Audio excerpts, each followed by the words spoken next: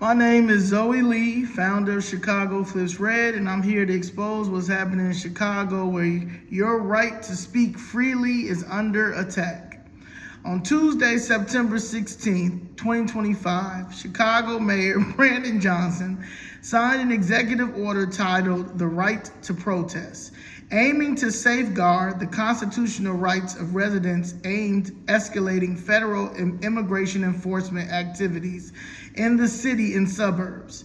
This move follows a recent surge in U.S. Immigration and Customs Enforcement, ICE, operations, including the controversial Midway Blitz, which has heightened tensions within immigrant communities.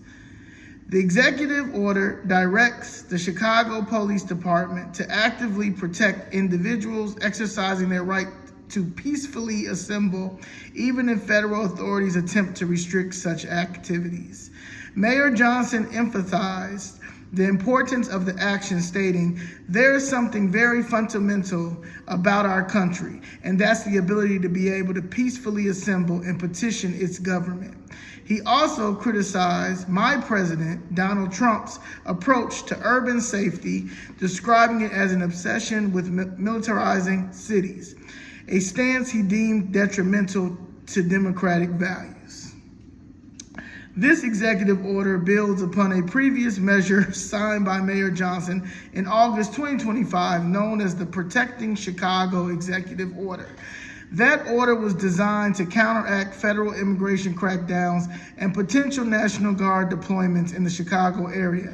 Together, these actions underscore the city's commitment to upholding civil liberties and resisting federal overreach in matters of immigration enforcement and public protests.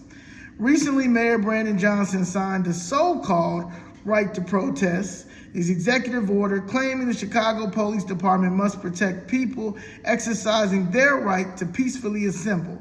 But let me tell you what really happens when you speak out. For the last 2 years and counting, I've been arrested, threatened with arrest, banned from city council meetings twice and Cook County meetings, and silenced, all because I dared to speak the truth.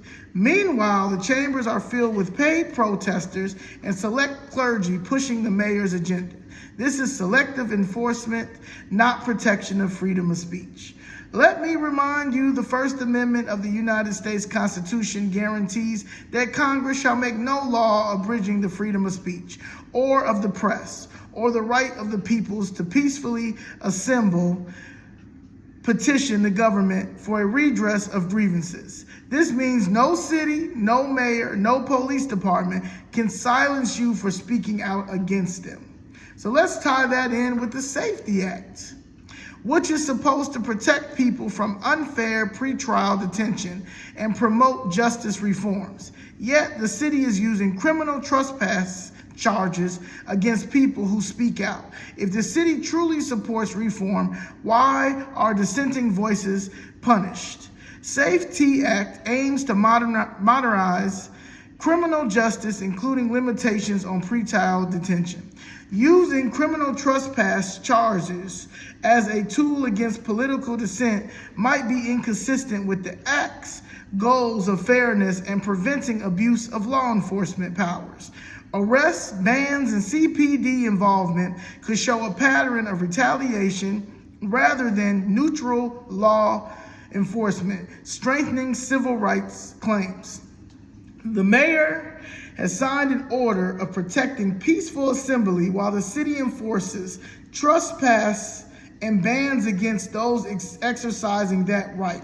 This undermines reforms, casts bails, and protection against misuse of criminal charges. I'm asking President Trump, the Department of Justice, and all relevant federal authorities to investigate the suppression of my rights by the city of Chicago and Cook County. Peaceful dissent is not a crime, yet the city is using criminal trespass and other tactics to punish me and others like me for exercising our constitutional rights. This is exactly why Chicago Flips Red exists, to hold politicians accountable, fight corruption, and ensure that our voices are heard. We stand for free speech, fairness, and the future of our communities. I will not be silenced, If you believe in the First Amendment justice and standing up to abuse of power, share this message. We must protect our rights no matter what City Hall says. I have been, my civil rights and my rights have been violated by this administration, the Brandon Johnson administration, since October of 2023, when I got on that mic and exposed the injustices in my family's case with the city unlawfully demolishing my family's property. From that City Hall meeting, it went to ticketed events. Only VIP people like Jesse Jackson and anybody that was with their mission was able to be on the second floor, but everybody else had to go on the third floor. When I called that out, the police threatened to arrest me. That was the first time. They took the handcuffs off, gave me a warning, whatever. I have that video. Following that, I finally eventually got arrested for criminal trespassing in a public meeting because I spoke out about not being silenced in Rosanna Rodriguez's meeting, which was basically her going back and forth at that time with Deborah Silverstein over the October 7th event. So she had to make sure she had all her Palestinian gang in there and basically took me and Mr. Blakemore off the list. I got arrested from that. I was banned until February of 2024.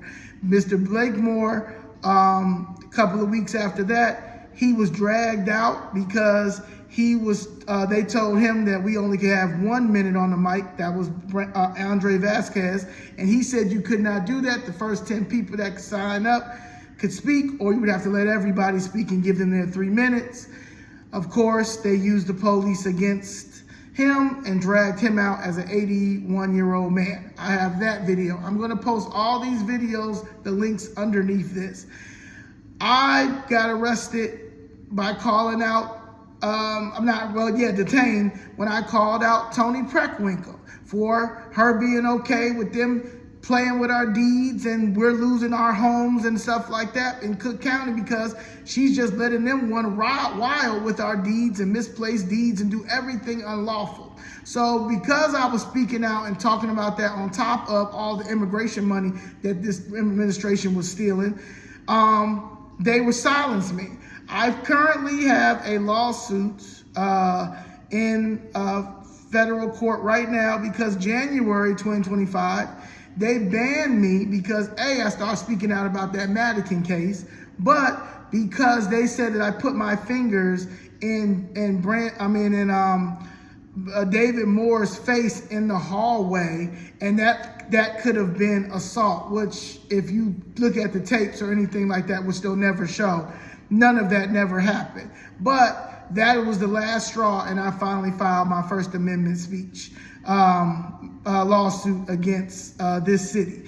I have currently 4 lawsuits in federal court. They will not settle none of my cases because they know that if they settle my cases, I can use the money to really push and flip this city red the way that I know it can be done, and it will be done regardless. But I hate that I ask for support and donations. I hate that I have to continue to do this because we have money. I have money to fund my brands. But because this city is full of corruption, and as you see, will do anything, the Democratic Party especially will do anything to silence you, even kill you when you speak out for the truth, or put charges on you like they're doing to me, and ignoring me and ignoring what I'm asking for. So I'm asking President Trump and the Department of Justice and whoever else to please get involved in my case and have these people settle my cases so I can go on with my life and live my life. On Charlie Kirk, you're gonna get yours, fam. Peace.